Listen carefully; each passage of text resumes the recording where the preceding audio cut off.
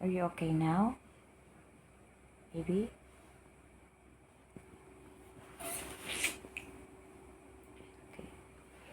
So, isa lang akong tita.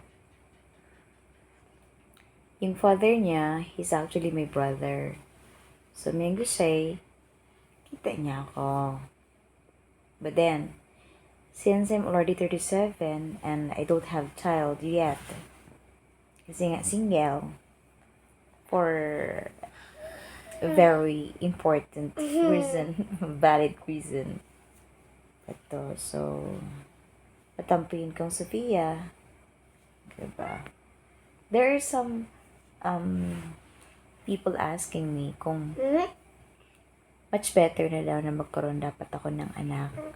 Yung talagang sarili kong anak. Yung galing sa aking sinapupunan. Kahit gustuhin ko man, parang wala naman sa tadhana ko. Wala talaga akong nagiging asawa na talagang mag-settle kami for our relationship. Na settle para tinatawag na yung status na married na talaga ako and magkakaroon ng sariling anak. Now with that reason, meron naman nagsabi na at least magkaroon daw ako ng anak, magpabuntis daw ako. Kasi sabi nila yung chismis daw, dadaan na lang yan.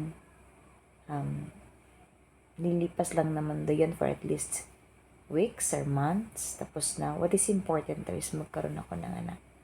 On my part naman, I do not want to have this. I do not want to bear a child without father na makikilala nila. Kasi isa akong teacher, diba?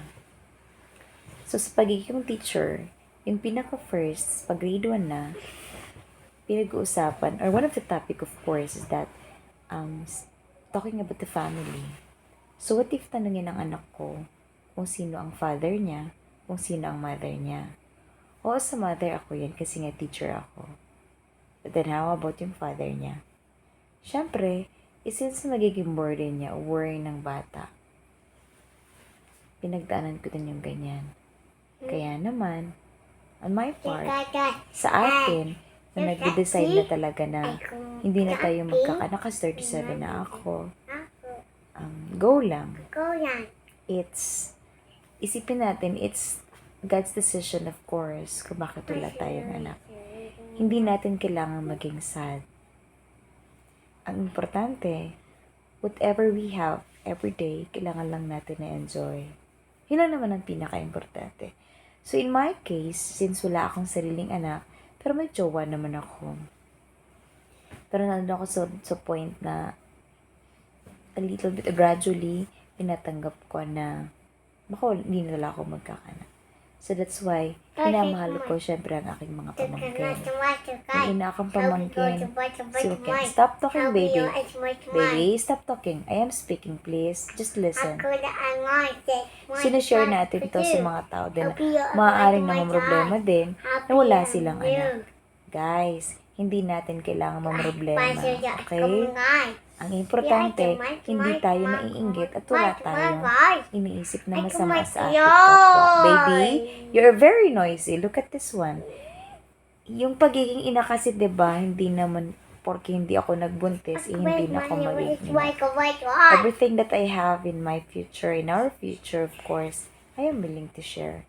So, since akong dalaga na walang anak, I am willing to at least help them na makatapos sa pag-aaral para ma-enjoy lang din na ang buhay. Diba? So, yun lang naman. I just want to say to all of those ladies na walang anak, hindi nagkakaroon ng asawa, hindi nagiging successful ang relasyon ninyo, don't worry. Just pray.